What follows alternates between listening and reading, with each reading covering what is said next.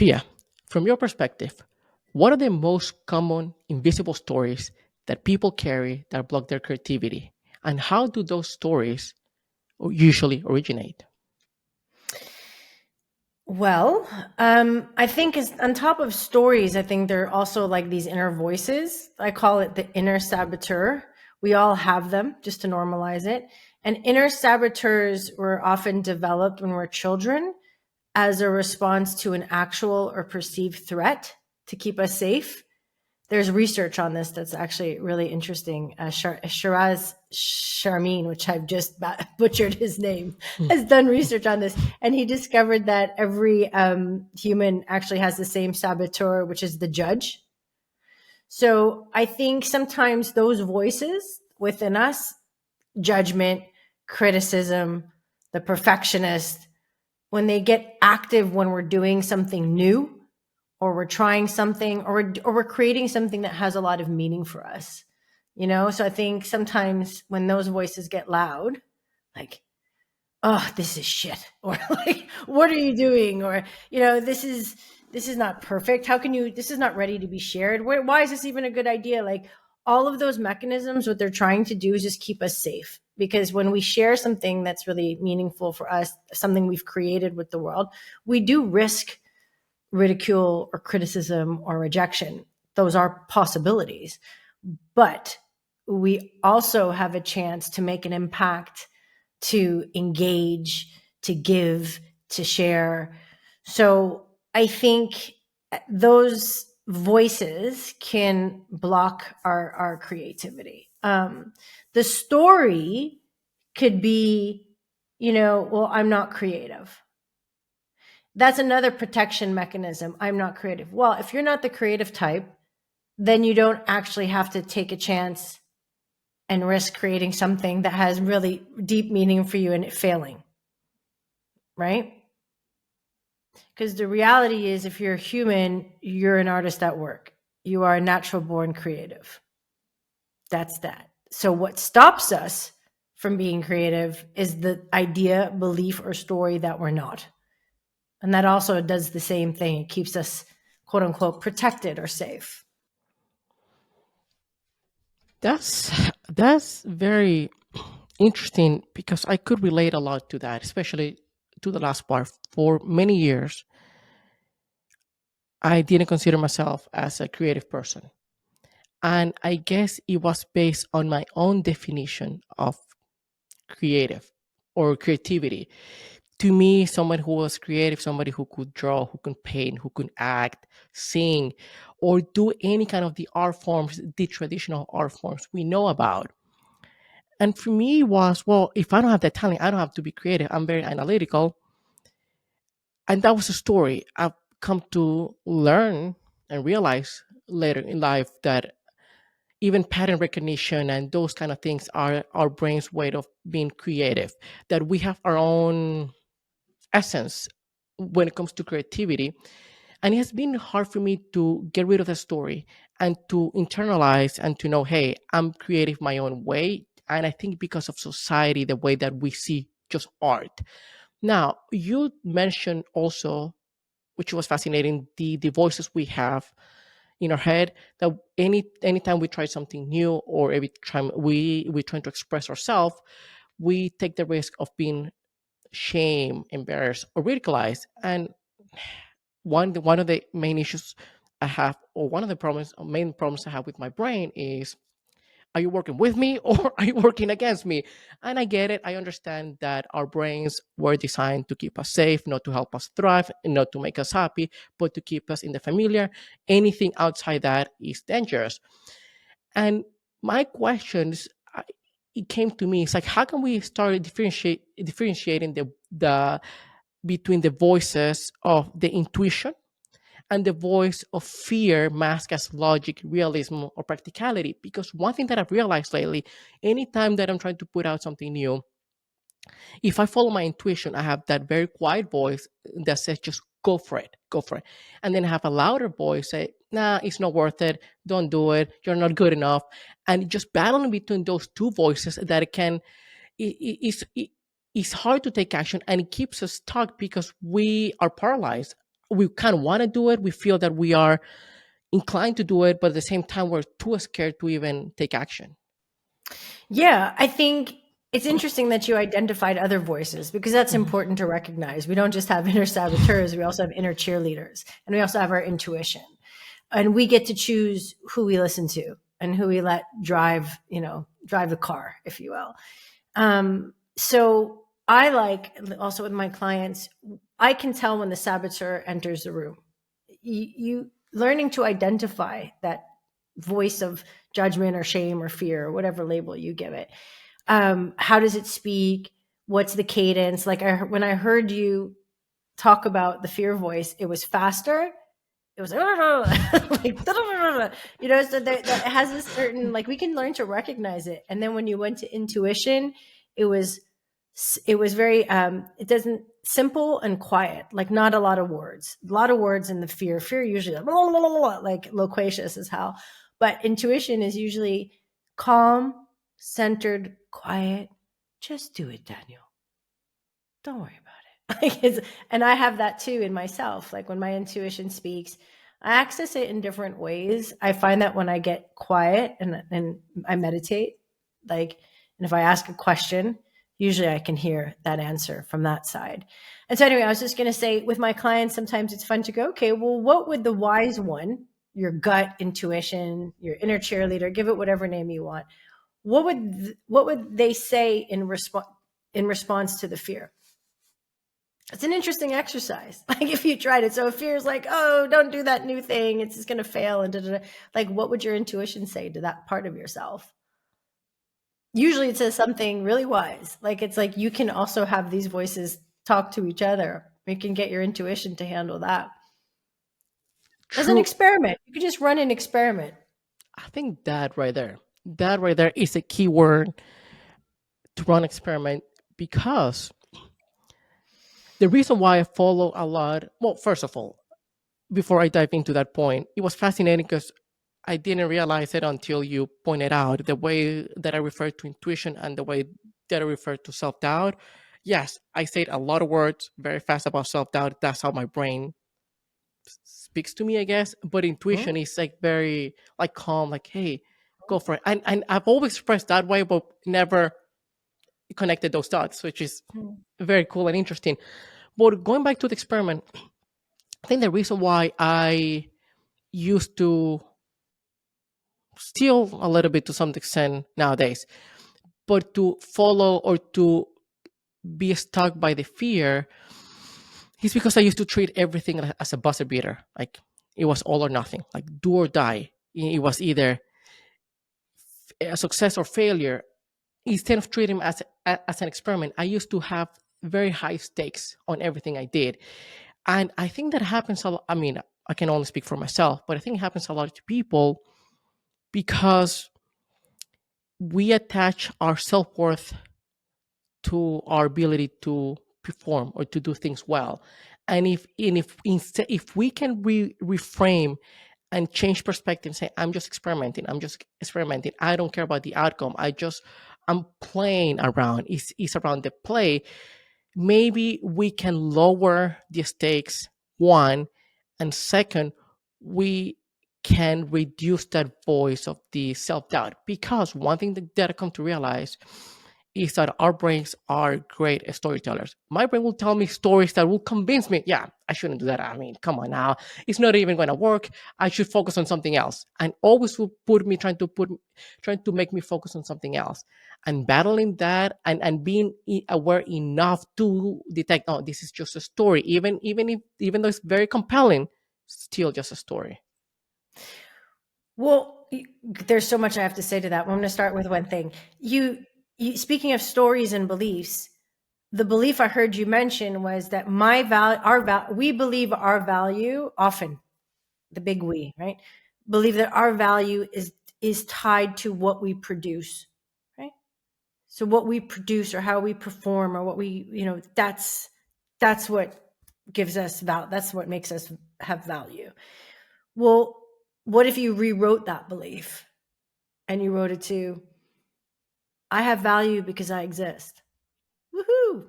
That's it. I don't need to do anything to prove my worth. I exist. I'm lucky. I made it here on planet Earth. What are the odds? I exist, Yeah. and I get to just that's where my worth lives. So we were just talking about stories. So I thought that was just interesting, because when you switch that, when you start to get conscious of that story that's running, that, oh, well, if it's not a masterpiece, then I'm not really, it's not worthy. I'm not worthy. It's like, no. I already have value. I don't need to prove it. I don't need to do anything. So what happens to your creativity when you come from that place? One thing. And then the second thing was the experiments, which I also love, because I still do that with myself. Like I get junked up before I start something new. And it's like, I have the same thing where we talked about the stakes being too high. It's like, no, this has to be a masterpiece. It has to be a masterpiece right out the gate. Like whether it's a newsletter or whatever I'm creating. And when that voice comes in, or when that belief, like, or idea comes in, it makes me stuck. Right. And then I'm like, oh my God. And then I go, hey. I have like a way of dealing with it. It could be absolutely shit. It doesn't matter. The first draft gets to be whatever the first draft is. It gets to suck. It really doesn't matter. We will be able, me and the masterpiece voice, will be able to edit and refine and craft afterwards. Right. So you can come in, Mr. Editor, right? Or Mrs. Editor, but you will come in, maybe it's a Mr. It doesn't matter. You will come in later. And that has helped me a lot when I get blocked. Because when the thought comes, I'm like, no, this is creation phase. This is ideation phase. This is permission to be whatever it needs to be. We're not, you can come back later. And that's helped me a lot. And I think having that experimental mindset, or MVP, or draft, or beta, whatever word resonates, right? We all need that when we're creating. We need that freedom to be able to create whatever. Otherwise, we get stuck or blocked. I might be a little bit selfish here by asking this question, but who cares, right? It's your podcast. Bingo. Yeah. How do you exercise that muscle? The muscle of, hey, this is an experiment. It is okay.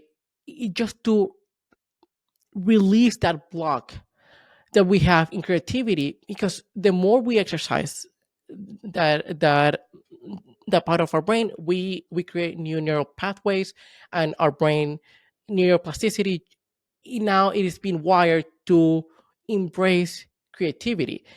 One thing that the reason why I'm asking this is because with like everything, at least in my case, I would try for a week, I would try for a month, something, call it meditation, call it tennis, anything. And if I don't see results, or if I don't see any kind of improvement fairly quickly, I give up. It's like, hey, I'm not supposed to do that, which is weird, because I always, anytime that I have that thought, I go back to when we learn how to walk. Never in our brain we thought this walking thing is not for me. We fell 1,000 times, and then we kept trying. And at some point growing up, we realized if we're not good within the first week or the first month, then this is not something that is for us. But that's a story, that's a belief. And when you find yourself there, is how you exercise the muscle that forces you, no, it is okay, I'm creative, it doesn't have to be perfect, i'm I'm experimenting, and just do it enough times that over time it comes natural to you. Wow, I have, again, so many things to say. So one thing is, I think it takes, based on neuroscience research, 10,000 repetitions, or around 3 months of like consistent action, to create like a new neural pathway. This is what I've read. I did research for my book, Welcome to the Creative Club, and found these things out. So taking consistent action, that's one way. For me, it's also reconnecting to why you're doing it, right? Is it just to be better? Oh, I want to master that. Or I want to check. No judgment, but is it that? Because it gives you what, right? So getting curious about what's motivating you, what's behind it. And 3, reconnecting to the joy, the pleasure of creating something. It's really, I mean, people talk about getting in flow and how they lose track of time. and how wonderful that is for a reason. It's really fun, for lack of a better word. It's fun, it's pleasurable to be in process, to be in the process of creating without worrying about what it needs to be. Oh, well, I'm creating because I need it to do this for me, or it needs to become that. That's another blocker. What if I'm creating because this has meaning for me? This is connected to my overall big fat why in life. Let's go there. This has meaning for me. This is what I want to spend my time doing. And I also just want to be in the process, and let's see what comes of it. Can you detach from the outcome? Because that's a lot of freedom for me. When I get too wrapped up in that my newsletter needs to be beloved by thousands, and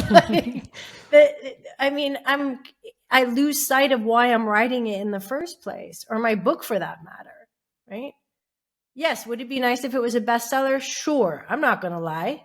I mean, it is an Amazon bestseller, but New York Times, yeah, here, bring it on. But I didn't write the book for that reason. I wrote the book to make an impact in someone's life. That was my primary. And I think reconnecting to why you're doing it, and then getting curious without judging yourself, but it's like, oh, is that a motivation or an energy that I want to create from? And if it is, great. And if it's not, maybe you need to, explore that a little bit further and decide what kind of energy you want to create from. Or maybe there's something else that's more important to you. Who knows? That's up to you. That's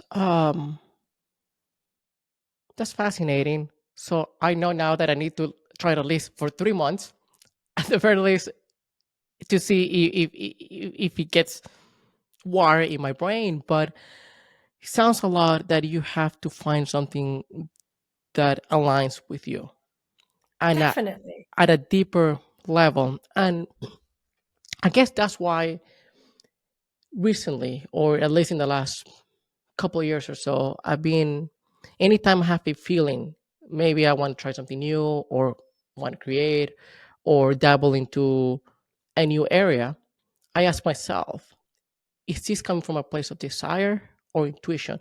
This coming from a place that I'm chasing the shining object that I've been conditioned by society to think to think I want what I want when in reality it doesn't align with my values and my core self, or is this true intuition? Because what I felt like those two voices are very similar between desire and intuition, especially early on, because desire can feel, oh, just do that, it would be cool. And if you quit early on, probably means it was never aligned to begin with. And that is something that happened to me with a podcast. Before I started the podcast, and the podcast was an idea I had 7 8 years ago, before I knew anything about podcasts, I felt that I would enjoy having deep conversation with people for whatever reason. Never had the concept, never had the core idea, and I thought it as a hobby. When it came back in 2023, like, you probably should start doing that, I sat with myself and said, is this because seems like everyone, even the dog, has a podcast, or something that true aligns with me? And I realized, no, it truly aligned with me. And I've been doing, for, again, without seeing any kind of like real results, for longer than I've done anything else in my life. And I keep doing it and I keep enjoying it. And I think that is just finding what aligns to you. But what kind of exercise outside of curiosity, which, by the way, I think I sound like a broken record here. Almost every person that I interview on the podcast, whether it's about procrastination, burnout, relationships, dating, a lot of things can be resolved, or it can be addressed, or we can get out of that mental problem through curiosity. It cures a lot of things. And if we use 100%. and if we use it more, we can just uh, live our life better and then be more aligned. Do you have any kind of exercise that you have even applied yourself or with your clients to find that alignment, and to figure out what they truly want to do with their lives? I, Wow. I know That's said usually I know I said a lot, by the way, but that's usually a bigger process, but instead of like one question, but often, see, it's interesting that you said this ties back to my answer, your question. You said that desire, is it desire, intuition? I actually think desire and intuition are wrapped up Mm, into one. I think that's different from the shiny object. I think your desires are yours for a reason. mm, Getting clear on the what makes you desire it. Is it shiny? Is it because, like, yeah, you can interrogate and get curious about the motivating energy, but I do believe that, why do I want to write a book? Why do you want to do podcasts? Right? Like, it's a desire. It's yours for a reason. So it reflects something that is unique to you, or is an expression of you, and that you kept at you doing it because you enjoy it, not just because of the outcome, which you said, it's hasn't ricocheted off into outer space yet, but I'm Sti- still doing it. Still hard though. Still hard. Well, that doesn't, I think fulfillment is a good word, because when something feels fulfilling, it doesn't necessarily mean it's easy. True. It's not easy. It could be, it's many things. Creating is many things. It can be joyful. It can be hard. It can be, pulling your hair out. It could be laughing out loud. It could be many things. But at the end of the day, if it fulfills you and it feels meaningful, then you're going to keep doing it. You don't have to say, well, it takes 3 months and I'm going to keep, you're just going to keep doing it. And I think something else you said, and then I'll come back to your question, that stood out for me, is being able to be in uncertainty.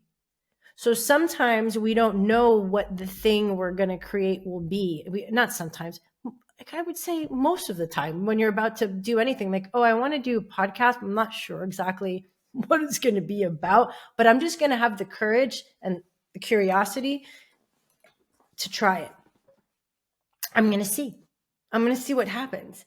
And I think we have to build our muscle to be in uncertainty. I think life in essence is uncertain, and creativity is a reflection of that uncertainty. We don't know what we're going to create when we set about to create something. Can we be in that? Can we just allow it to emerge? Can we just discover what it could be? Because if we wait for certainty, I know I want to create this podcast about exactly this, speaking exactly to this audience. I mean, most of the time we won't do it, because you find out as you create it. And usually what you might have in mind, like when I started writing my book, I had it's not a strict, but a precise idea of what the book should be about, what it needed to do. Okay. I got in my own way.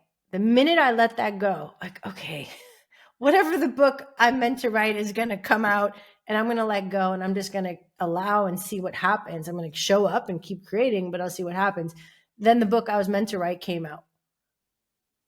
So needing to be certain also stops us. And so just being okay with, look, I don't know what it's going to be, but it's something that I really desire and something that's pulling me.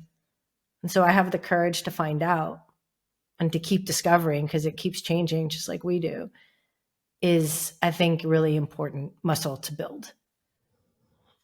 There's a lot of words, and I didn't exactly answer your question. I can come back to it, but it just felt important to point out as we were talking. No, I like these kind of answers, even though when the questions I ask many times are invites a very subjective answer. It doesn't invite to something very specific. Oh, these are the tips and tricks and hacks. What I invite is for the guest, me, the host, and whoever listens to think about it. It's just like thought provoking answers or thought provoking questions. Okay, let me, because that starts even when you were talking. It just I started developing like a thought pattern around this, especially when you mentioned the uncertainty part. That we, going back to what we said at the beginning, that our brains are trying to keep us safe. We don't like uncertainty. We want something that is predictable, and Yes, we are trying so hard to control the outcome, to control the future, to to figure out exactly what's going to happen. We can get in our own way, like you with your book at the beginning, that no, this has to be like this, and you block your exactly. creativity. That's one. But the second part is how smart our brain is. because it's how we tend to overthink. We're trying to predict an outcome that is impossible to predict, and that's when our brain realizes that it is impossible. We can influence an outcome, but we can Sure, never control it absolutely. and Agreed. predict it. And when once the brain realizes that we cannot predict or control the outcome, it starts creating all these stories to stop us from even trying, because it cannot foresee what is going to happen a day from now, a month from now, a year from now. And it's not that we are, it's all about the reframing. Once again, it all came to me when you were talking that we might not, it's not that we are scared or afraid of the unknown. We are afraid and scared of what our brain puts in the unknown, the stories our brain says, oh, this is going to happen in the unknown. So we're scaring the shit of ourselves by just thinking that. And instead of, we can reframing into a world of possibilities, infinite possibilities, rather than, hey, this is the bad outcome. So even though I know that you said that you didn't respond the question, it invited me to just Right. think and just get to that thought And process. that's exactly how I describe uncertainty. It's the realm of knee knocking angst and infinite possibility. When everything is uncertain, anything can happen. Isn't that cool? Like anything can happen. It's what makes us feel alive. Certainty might feel safe, but it's predictable.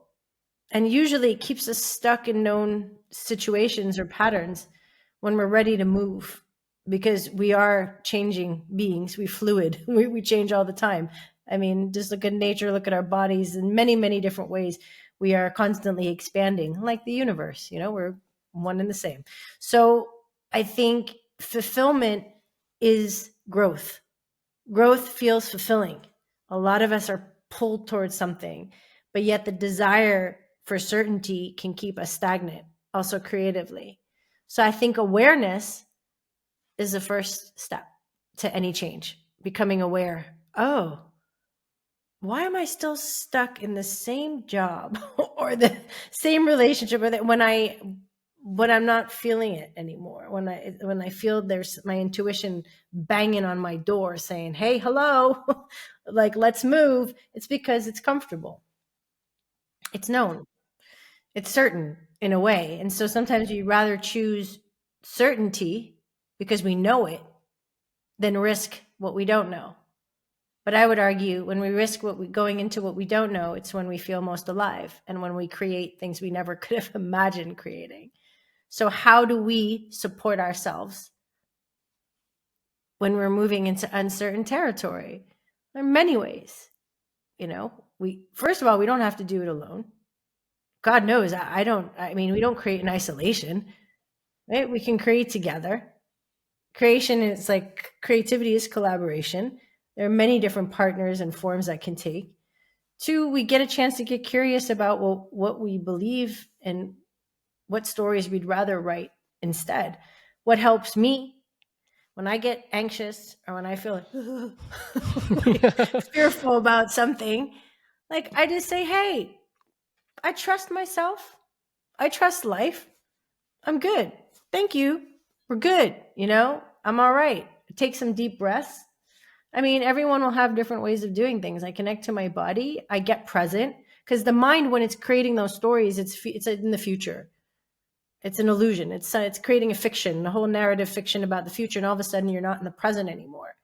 So realizing this, when I start to do that, I go, hey, oh, where are you? I'm here. What's here like? Here's pretty good, actually. All right, stay here. Which is a reflection of the past. The future, I guess, the future we imagine has to be. True, Is that the only way that we can sort of predict? Is based on the all the true. experiences we had, and as you said, the number one, is, I guess, or the first step is just become aware of that. And I guess we have the problem with the possibility, having infinite possibilities, because of our negativity bias. That we're always going to focus on what's negative. That, sure, it helps us evolve, it helps us get to where we are now, but we know that it's no longer serving us. So, But I'm going to interrupt you. When we okay, catch ourselves in the negative bias, right? When we catch ourselves in the negative what if game, what if I fail? What if I lose all my money? What if it's miserable? What if? If when we catch ourselves, once again, awareness, playing that game, switch it up. Switch it to the positive what if game. What if I succeed? What if I become wildly fulfilled? Well, what if, I mean, we can just take every single negative what if and flip it. yeah, I've And it been changes the energy when you do that. The energy does change because just as what if I fail, what if I succeed, they're both equally viable and possible, but there's only one way to find out. But you can focus on what success is for you. You asked me, how do you help people in these situations get connected to what's aligned with them? Well, one question is, what is success to you? which is What do you need to create in your life before you die so it has meaning for you? which I mean, there are sounds many questions we can ask. sounds simple to ask or sounds simple to answer, but it's one of the most difficult, most subjective questions that Hell you can yeah. ask. And it will change. That makes me feel free. It's not one fixed, definitive, till death do us part answer. This is my answer right now. I give myself full permission to change my mind. I do change my mind quite often. So it's like, it's okay. Like, this is where I'm at right now, and maybe it will change. I love that you said that we can change, because I think it happens a lot that we feel, oh, this is what I'm supposed to be. This is what I'm supposed to be because I chose it 2 years ago, 5 years ago, 10 years ago. I cannot change. We have a hard time, or at least a lot of people have a hard time with reinvention, because it often requires letting go old version of ourselves. And one thing I realized, by the way, and I think I pointed out in the podcast as well, is that we go through the process of grief. We are process of grief. Not Yes. We don't only grieve the things we lose, our jobs, our relationships, people that we love, but we also grieve the parts of ourselves that were left behind in the Hell evolution yes. or growth process. What is the emotional cost of holding too tightly to who we think we're supposed to be when we trying Oh, to reinvent ourselves, or think about we should reinvent ourselves, but we're too attached to who we currently are because this is who I'm supposed to be in life. a deep sense of dissatisfaction. Like when there's something within you that knows that something else is ready to be born, right? There's something else that's calling you. It creates a lot of internal friction. It feels uncomfortable. Like, there are different types of discomfort, so it's not a great word, but one that comes to mind. Some discomfort's good. It means that you're, exiting what Expanding. feels. Yeah. Other types of discomfort, if we can distinguish between them, it just feels like, oh man, I'm not supposed to be in this place anymore. This doesn't feel right anymore. But I don't know how, I don't know what, and at least I know this place. It creates like, yeah, I think it creates dissatisfaction. That's the emotional cost, and a sense of knowing that something needs to give, but not being able to do that thing is not a very comfortable feeling. I lived in that feeling a couple of times, and I don't want to live in that place again. I stayed in a relationship that wasn't right for me for far longer than I wish I would have, because I was afraid. I mean, I was afraid of what would come after, and that's okay, you know. But when I, of course, when I did leave, I was like, "What was I on about? Like, this is great."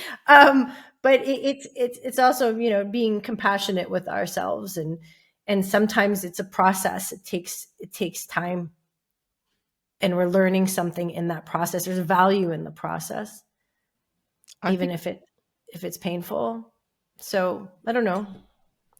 I think that was a key word that for many years I didn't even apply to myself, but now I'm trying to do it more, having self compassion, because I think one of the reasons why we don't trust ourselves is because when we make mistakes, when we don't want to change, or we think, oh, I should have done it years ago, months ago, we terminate ourselves, we punish ourselves.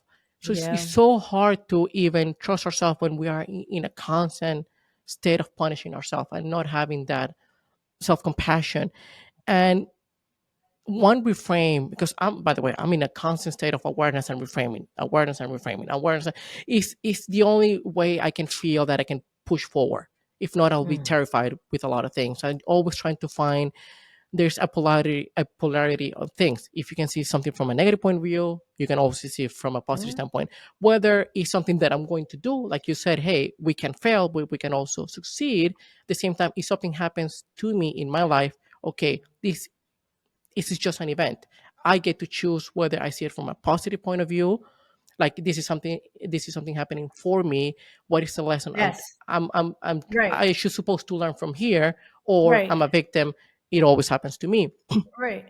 But having that self compassion and trusting ourselves that we were doing the best we could with the information we had at the moment, and it was okay to be afraid, and it was okay. It just Yeah. almost thank our younger version of ourselves for help us get through this point in life.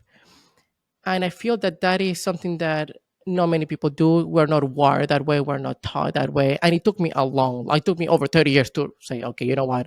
I probably should try something different, which leads me to a point about, I guess it's more kind of into to the spiritual realm, maybe, that our creative version is kind of already coded inside of us. It's just like we don't need to figure it all out. So what I've discovered, at least from myself, is like we need to follow the next aligned signal. And Yes. it is not it's not easy though. It's not. It took me No, no one said it was easy, well, I mean, but it's not again, easy it's to become incredibly fulfilling. aware of that, I guess, because I Ah, just I like to. It's also not easy to do it. I mean, there are a lot of things that are hard around it, but yes, it is very fulfilling.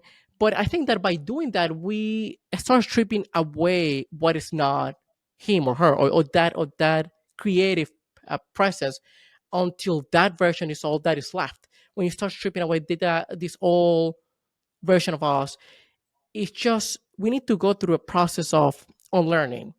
And yes. when I realized that, I was like, okay, what the heck is unlearning? How do I really get it? I mean, what does it really mean? So I went down the rabbit hole trying to do inner work, trying to figure it all out. And I think I realized, and I'm not, I guess this is very subjective to me, and I wanted to know your opinion about it since you probably have done it yourself and you help your clients as well.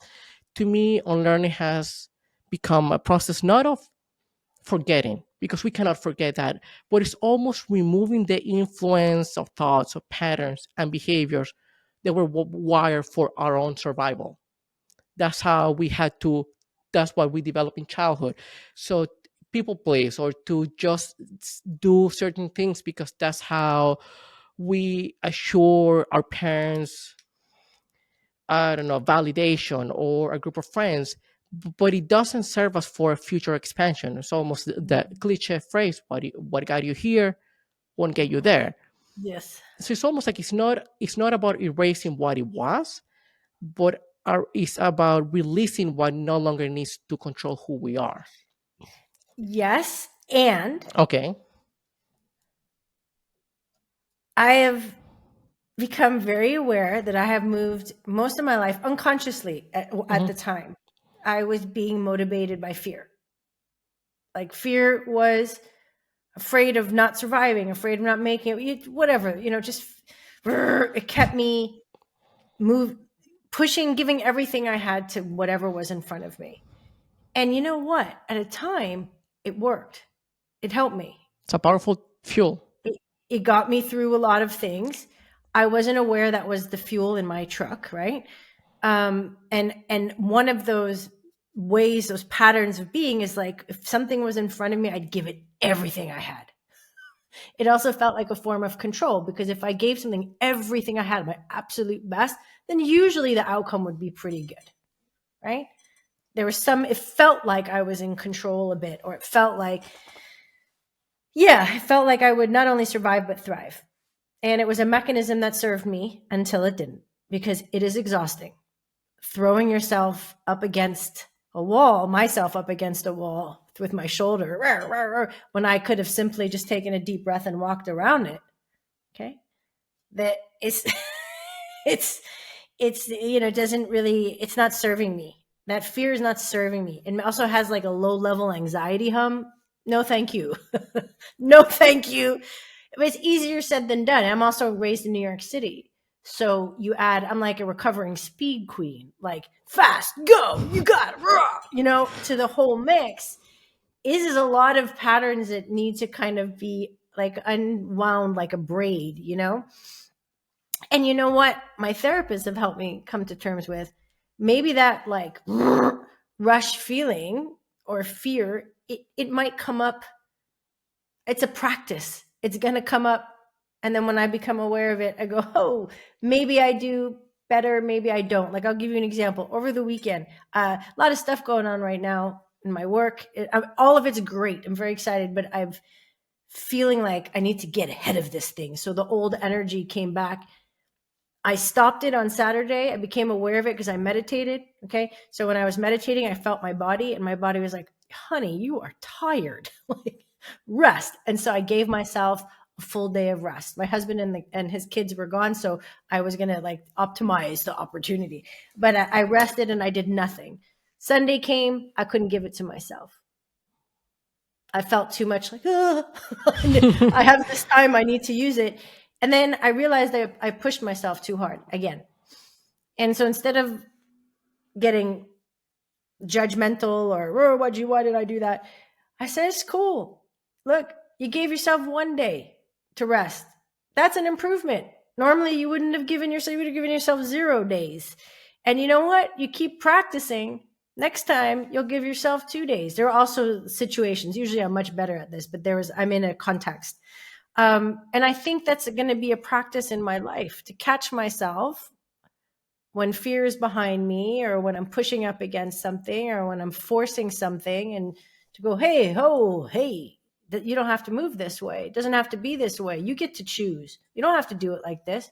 You're making yourself crazy. Nobody else is. But it's okay. It's maybe that's something that will be there, and then the voice will get like lower and the energy will happen less frequently, and accepting that it's not something I need to conquer and banish and unlearn forevermore. And just like, hey, this is something that got me through it, that helped me succeed. And it's no longer how I want to move in or with the world. That's okay. It's going to take some practice. I'm cool with it. I think that goes a long way. I don't know what to tell you, Pia. I'm kind of the same way. If I decided to have a day off, I don't know what to do with myself. I just don't. I get anxious about it, because it's just the old story of, we need to keep grinding, we need to keep pushing. Just like you, even though I didn't grow up in New York City, my entire life for many years I've been just going fast, go, go, go, go, go, right? And that leads to burnout. That leads to exhaustion. In fact, I would even argue that even if you do something that is aligned to you or finds alignment, you might even burn out from it and leave it behind, just because you couldn't. You were treating that as a sprint, not a marathon, and you just were exhausted, and that's something I'm going that. to interrupt you really Sure, quickly. yeah, Just go for it. say one thing. I just got the chills. The figuring out your why is super important. No one will argue that. Why are you doing anything? But the how is just as important. Is just as so. Sorry, I just wanted to throw No, that no, in no. because Hey. that's what came up for me as I was listening to you. Like, yes to the why, everyone knows that, but how you go about, whatever it is that you're creating, whatever it is you're doing in life, has just as much importance as your why. Oh, I'm glad you said that. I'm glad you said that, because I know that I need that reminder almost So do I. daily. I need that reminder daily, Me because too. I think, as your power, as you said, that your fuel back then was fear. I think that in society, in human, or just in humans in general, I do believe, and I could be wrong, we have two types of fuel: fear and desire. And the fear is more powerful, but it's hard, but it doesn't have very much like a good aim. We just go for it, and desire or intuition or I call it alignment or trust. fulfillment or trust, it could take longer, and it needs a lot more trust, obviously, but it gives you better direction. Oh yeah. With the fear, it's easy. I would still use the fear to get you out of bed, to just take the first step and take action. But we need to be careful how long we use that fuel, because we can, as you said, it's the how. If not, we can get burnout. We can even leave a project behind um, that was fulfilling to us, but we never got to see it because our we just blew our ACL, or we blew our hamstring just trying to get to the finish line, thinking that that's how we're supposed to be to do. But And stop. that's painful. And that's the other thing. I think when we rush through life like a Japanese bullet train, right? We miss it. And we only got one.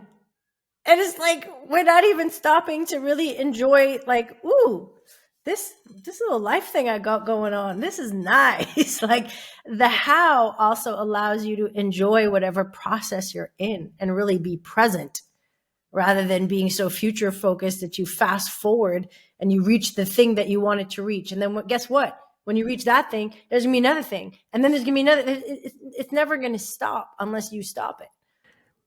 Yeah, and I think Unless you realize that it's not about the thing. Sorry to interrupt you. It's not I about know, the thing. It's about how the thing will make you feel. Okay. or And then if you get curious about what is the feeling you're after, freedom, safety, fulfill, whatever, you name it, and ask yourself, how can I create that for myself now, right now, today? And for me, it's freedom. So how can I create freedom? I can sit and have a matcha latte and stare at the trees whenever I want. I have my own business, right? I have to remind myself that I am already free. It's not the next project or the next thing that's going to give me freedom. It's just a story. It's just an idea. It's just a story that keeps me running like a gerbil on a wheel, you know? Good for capitalism, not good for me. bingo. Yes, it's interesting because one of the part of the fear, especially in the early stages when you dive into your intuition, or just if you lean into your intuition, or you open your business and you quit your job or leave the relationship. But mostly if you are doing something professionally, like a business, like a podcast, like writing a book or anything, there's always that fear in the back of your head. What if I don't make it? And to give ourselves some peace of mind, we worry about it, because we think if we worry enough, we will create a sense of urgency. But worrying is almost like paying a debt that we don't owe, because it hasn't happened yet.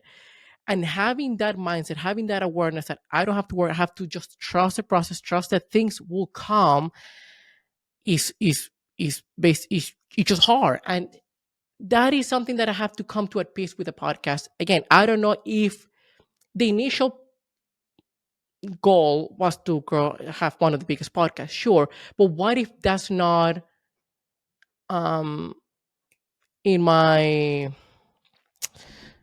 I just know, call it destiny. If it's not, if podcast was just the first step, and it will lead me to other side, and that's why I'm not trying to control what I'm supposed to do. Once again, going back to your book example, if my goal is to, if I thought that my goal was to have the biggest podcast or one of the biggest podcasts, and I try to do that, I'm blocking all the other Yes. opportunities. I'm blocking all the other signs that they call it. The universe, life is just throwing at me Yes. because I'm too focused on one particular goal. I had someone once tell me something that really helped me reframe a belief, and I'm going to share it with you now. She Awesome. said, learn to recognize the opportunities to do what you love. My mind got blown because, with the words of recognize the opportunities. Hey, wait a minute. They're already here. It's not something I have to run and try to force and get. The opportunities are already here. I just need to recognize them. And if we get fixed on an idea of exactly what it needs to look like, we won't see all the opportunities that are here, because they'll be wearing all different types of outfits. You might think it looks one way, but maybe it looks in like exactly the example you just gave. Like maybe the podcast opportunity is something you can't even fathom. It takes you to someplace else. Maybe it won't be exactly the way you thought it would be. That's being able to recognize it. And we gotta let go of the idea of what it needs to do or exactly what it needs to look like in order to be able to recognize the other opportunities. Yeah, and I love that reframing because the more you tell that to yourself, the more you're wiring your brain to look for those opportunities. Yes. It's like we create our own reality. Yes. We filter Yes. out so much. What if we just reframe that and start like looking for the problem is, and I'll do it. I'll say this from an honest standpoint, a point of view experience is, I think I know what the opportunities look like, and they're not. I just need to stop thinking, oh, this is how it's supposed to look like an opportunity, and then just pay attention. Just pay attention, and just pay attention because you don't know how it's going to come. And if you believe a little bit more into the spiritual realm, I guess that the universe or the life or your higher self is guiding you, then you will Yes. see those nuggets here Yep. and there and the opportunities, and you have to trust that. And here's the kicker. How do you see the opportunities and recognize them? You got to slow down. Yeah, You won't see them if you're speeding past. You really won't. I know. It's something that I'm trying to get better at. It takes time, it takes effort, it takes intentionality, and I think that we tend to, well, at least I tend to forget a lot that hey, just chill, relax. Things are gonna come your way, but also wire your brain to look for those things. And one thing I've discovered through the podcast and through talking to people is that we don't truly experience reality. We experience our brain's version of it. So if we can prime ourselves or condition ourselves to look for certain patterns, or even if you don't, even if you're not chasing your why, even if you're just living your day to day, you can rewire your brain to focus on the positive outcomes, and you have like a more regulated nervous system rather than being in constant feeling of stress or anxiety or fear. It's just It's fascinating. funny. It's funny the words you use, chasing, right? That's a cue for me. Like, what if your purpose or your why is just being exactly who you are? What if there's nothing to chase? And then your job is to get closer to you. What makes you tick? What makes you excited? What blocks you? That's the only thing you need to do.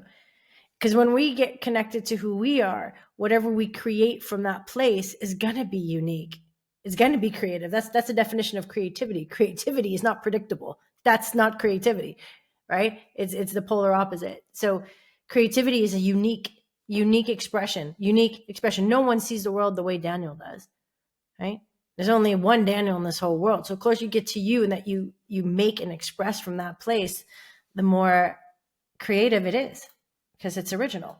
So it just felt like drawing on that. And then the second thing you said, which really resonated because I definitely believed it because I've experienced it.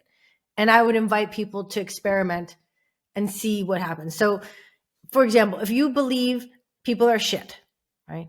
And this is your belief and you're operating in the world, you're going to get that reconfirmed, right? People will probably be shit because you're acting in a way that you think they're shit. So you're going to get that in response. If you believe people are naturally good and out to like help each other and walk around in the world with that belief for one day and see what do you notice. And I don't just mean faking the belief, but like really like how, see, belief is one thing, but without behavior, ain't nothing going to change. So if I keep affirming, I'm rich, I'm rich, I'm rich, but then I act like I don't have money, like scarcity. I only buy things when they're on sale, or I'm very I don't, I'm not generous, or then there's cognitive dissonance within, and so the ergo ain't gonna work. So if you believe people are good inherently, then maybe your behavior, you give people benefit of the doubt. right? So it's like, how can you get to choose your belief, you get to shape your reality. I think this is so cool. Is it easy? No one's saying it's easy. I'm not saying that. But once you become aware of what belief you're holding, right, about anything, then you get to say, is this serving me? Is this working for me? Yes. Is it, first of all, is it your belief? Did you come up with this? Is it inherited? Is it society's? Is it whose? Because we inherit a lot of beliefs. Scarcity is an inherited belief culturally, definitely. Almost like It's, who made that rule? yeah, exactly. Who created that story? It serves someone. That's why it exists. The question is it serving you? And then you get to choose, do I want to keep it? Is it working for me? Cool. Or do I want to rewrite it? Actually, instead of I'm not creative, I'm wildly creative. Cool. All right. You want that new belief? What behaviors and actions can you take that reinforce that belief, that create evidence for your mind? Because we know how powerful it is, that you actually do believe that. And I think that process in and of itself is such a creative process. And that is what I'm standing on, the hill I'm standing on. Creativity is not just what you do. It is a way of being in the world. Like, what is more creative than designing your one experience of life? I can't think of one thing that's more creative than that. That, by the way, that last point you made about ho- designing the way that you experience life, and as a pure reflection of creativity, I love that, because now I'm going to start implementing that into my brain. Because going back to the stories of me, many years feeling or believing that I wasn't creative, I kept finding evidence that support that belief, because at the end of the day, I keep saying we know, but I realize that common sense or common knowledge is not common, but that our brain's job is to make our thoughts real. So our job in that sense is to have better thoughts and believe something else, so our brain can just make show us the evidence. But yes, we don't come with instructions. We don't come with instructions. Then we have to figure out on the fly how to use our brain, how to create, as you said, shape our own reality based on our own desires or alignments or whatnot. Fascinating, fascinating. I really, really love that. Well, the entire conversation been awesome, but that last point was like, yes, I can finally use something else, just in addition to what I already have of why I'm creative. But Pia, once again, awesome conversation. I wish I could just go for another hour or two. We were talking like 40 minutes even before our interview. But as a closing question, if somebody listening it today feels quite nudged, the whisper, there's more to them than the life that they're currently living, but they don't know where to begin. What would you say to that version of them? What what it would be a small act of courage that can become the kind of the spark to reclaim their creative self? Ooh, that's a great question. I have different answers. One is meeting yourself daily. So for me, it will look different for every person. Like actually just meeting yourself, creating space to spend time with you without doing something, just the being space, whether that's meditating, taking a walk, moving, journaling. There are different ways of doing this. And that's to get more curious about yourself. You can even have a journal prompt, right? Like if I could be anywhere in 1 year, right? If I can create anything in a year, what would I create? And just like getting curious. It doesn't have to be a plan. If you write it down, you don't have to do it. Like that, you can create multiple options, but just getting curious about, what I really want to make real in my world, right? So meeting yourself, creating space, slowing down. That's a big one because we get so busy, we get disconnected from intuition, from desire, from ourselves. And so I think slowing down is a courageous act because when we slow down, we have to feel. Yeah. So that's one thing. And the second thing is you could do is, you can keep like a little You could have your notes app or a book or voice notes for that matter. And as ideas, if you believe you're naturally creative, which you are, if you're listening, you are naturally creative. What are some ideas that pop up throughout the week about anything?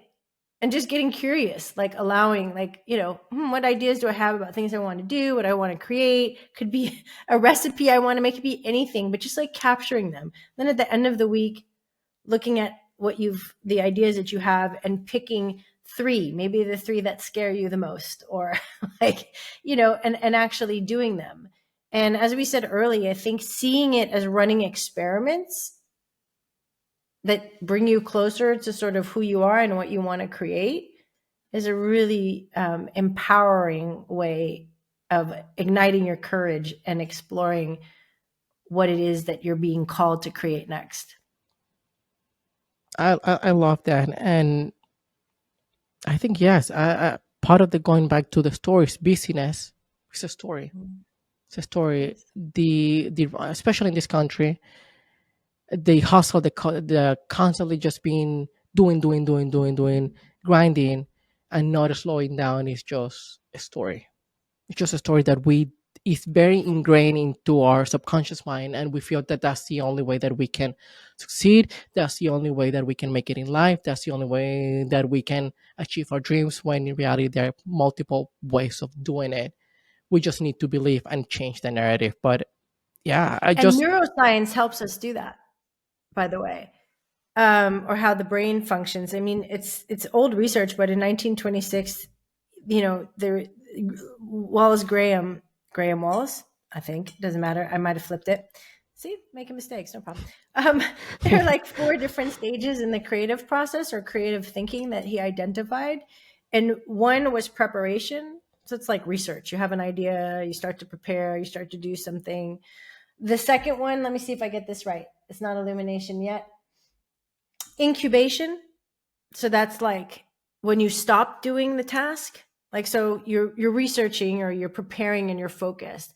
And then incubation is when you just step away from it, right? You do something else. So you allow your subconscious dots, your default mode network, which is associated with or also called the imagination network, which comes online when you're daydreaming, and it's connected with creativity, when the thinking you're doing when you're not thinking. The okay. third step is illumination. And illumination is when you have a eureka moment or a aha. Usually there's a reason it happens in the shower. There's a reason the apple falls from the tree and it's like, haha. It is part of how our brain processes information and works. It's inherent in all of us. That also requires space. And then lastly, the last step is verification, which we get into our control mode network again. And we're like, okay, let's verify, evaluate, see which one is the best. We've had some moments. And these are what was identified as the 4 steps. Now, why do I find this interesting? There's been some debate about that. But at the end of the day, what I find very interesting is that incubation and illumination are what happens when we're not doing. So both are important, the doing and the being. And yet we've over-indexed doing at perhaps the expense of our creativity, if this is a process that reflects how we invent, we create, we have ideas.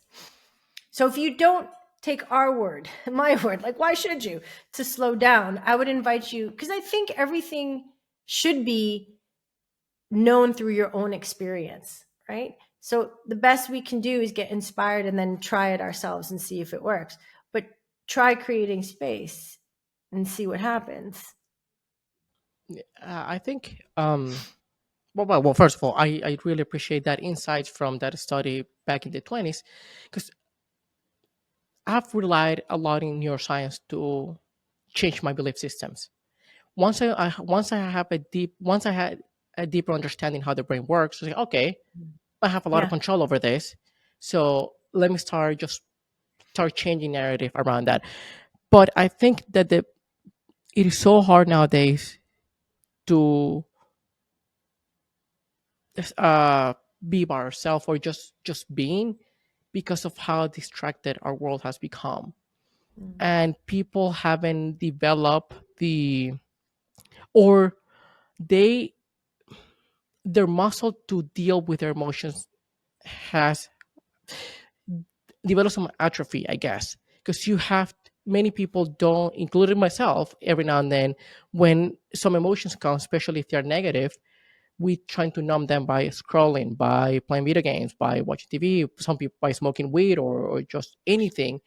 For them, is you need to work on the muscle to be sitting down with your emotions, sitting down without any distraction. Some of the aha moments, which to me feels like less than aha, but when I'm driving without music, without podcast, anything. I'm just driving, and Perfect example. since the driving is autopilot, I'm just interesting, okay, and then I'm in constant state of just even with small things of how when I make some connections and like, okay, now everything makes sense to me because everything to me is a puzzle. So it happens, but it's just being intentional about it. It's being, hey, if I'm going to drive, I'm not going to use it. I'm not going to have any sounds. Or if I'm having breakfast or lunch, let's not watch anything. Let's just sit and enjoy our food, Exactly. and maybe something will come into our.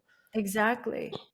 And what you said about emotions, I think we can also choose to look at emotions in a different way, right? So emotions are carrying their data. They're showing you something, right? And so instead of being like afraid of feeling it, you can just be like, oh, and I think neuroscience research, I think any emotion lives in the body. I believe it's 90 seconds. That's how long the emotion actually lives in the body. It feels like it lasts a lot longer because then it goes into the mind, and then the mind starts to loop, and then that creates suffering. But actually, the body, it processes in the body much quicker if we allow ourselves to feel it. If we don't allow ourselves to feel it, then it gets stuck, right? So looking at emotions like, okay, what are you here to tell me about myself?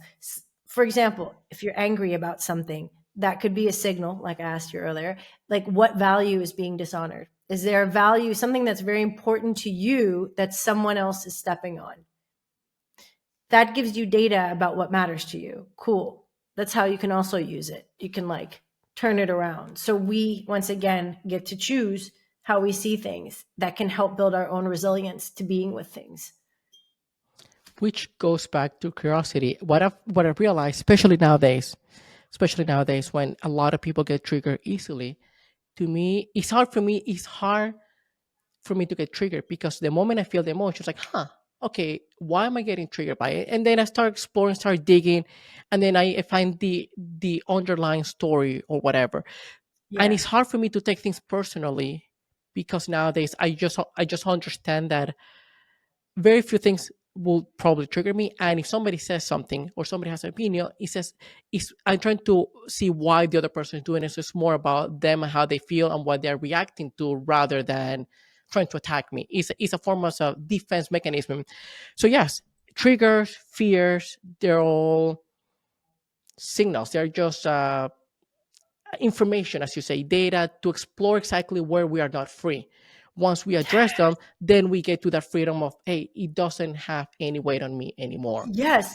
And sometimes when we're highly triggered, okay, it's very difficult to have that Zen, like, oh, it's just a trigger. Let me see what it's trying to tell me. Like that does like we're in a highly reactive state. So what I do, and I did this recently and I was really proud of myself, is instead of I widen the space between stimulus and response. Okay. So something happens, it's triggering me. If I want history to repeat itself, the past, that's a reaction. When there's a reaction, it's just how you've always reacted to things. So you're just carrying the past into the present. Wah wah. I just go, okay, I'm feeling a little, activated right now. I'm not going to do anything. I'm going to literally sleep on it. And so I have like this new rule. Like I have to not react. I respond. And the way I do that is creating space between the trigger or the stimulus and my response. And that for me looks like at least a day, because I'm not sometimes able to, when I'm in a heightened, aroused state, I might not be able to be like a Zen person of, oh, I'm just being triggered. What is this here to show me? So I think it's being okay with that and going, that's okay, no problem. That's a practice. That helps me. And I'm just being real, because that is also how it can be, things can be experienced. It's sometimes difficult in the moment. No, 100%. Once we get into the fight or flight response, our rational mind is MIA, nowhere to be found. It's just like disappear. But as you said, is having a pause, not having the knee jerk reaction, trying to detach ourselves from the emotion. And as everything is a muscle that you uh, practice and Exactly. you exercise. And when you said that there was an experience, I something that happened in my life, like 6 9 months ago, I was having a debate, let's call it that way, with a friend of mine about a controversial topics. We had different opinions about it, and I was just crafting an argument in a very respectful way, and the way that he responded was in a very condescending way, in a very almost like patronizing me, almost like insulting way. Inside, I was just fuming. I was about to say, "Okay, bro, but I realized in just a fraction of a second, hey, something I said triggered him and Yeah. caused that response. So, and even though I was proud of myself, I guess I was using the ego in my favor this time. I said, I'm going to look better in the eyes of others if I keep my calm and if I don't let that person see how they trigger me. So I took a deep breath, I continue just building my argument like nothing happened. Like what you said didn't affect me at all. And I just continue. But it required a lot of emotional regulation and Mhm. discipline to, hey, don't, because once you start attacking him back, it's, there's no return from that. So, It's like yeah, two inner hurt children fighting in a playground. bingo. That's what happens. So I find space helps me a lot, because I'm not always able, if it's a big, so I'll like say, I have to go to the bathroom. Like that's what I would have done. Like, Excuse me, I'm just. excuse me, I'm going to go to the bathroom, or I'm going to Yeah. do something else, or I'm going to, but the deep breath is good. Like actually connecting to your body, I think is a really beautiful technique when you're in a moment. Like deep breath, touching your own hand, kind of like I'm good, feeling your weight of your gravity on your butt on the chair, your feet on the ground, like ways of grounding in these kinds of situations. If we can remember either that or just go to the bathroom. Yeah, exactly. Being yeah. At the end of the day, we're just grown children, and unless we mature that area of that part of ourselves and heal and release what is keeping us stuck or uh chained to a specific fear, to a specific trigger, then we're just going to continue the same behavior. Pia, I wish I could just talk to you for I feel the same yeah, way. like a This has been long, such a yeah, great it's been such a conversation. wonderful conversation. But where can people find you, either work with you, buy your book, anything? Kollektiv Studio, since I'm based in Copenhagen, it's spelled with KOLLEKTIV probably in the show notes. And all of my information about the book are there. My book is available on Amazon, bookshop.org, and Barnes and Noble. Um, so yeah, I think those are the main places to find me. And thank you so much for having me. I had such a wonderful conversation. It's wonderful and interesting and exciting when you feel you could just keep talking for hours. So I really appreciate you, Daniel. Yeah, no, no, no. Thank you for coming on the podcast. I had the feeling that beforehand that we were going to have, before we jump into the call, that I was going to have like a great conversation. Maybe priming my brain for it, but who knows? And yes, I was just we have been, even before we start recording, and now we've been talking for probably 2 hours, and it There you feels go. like it went just It like has. that. It's been It has. fascinating. Once It again, has. Pia, thank you for coming. I definitely have to bring you back because I had, I'd love as I to. said, a ton of the questions I couldn't ask you because we ran out of time. But yes, lovely talking to you. I would absolutely love to be back. It was great. Thank you so much.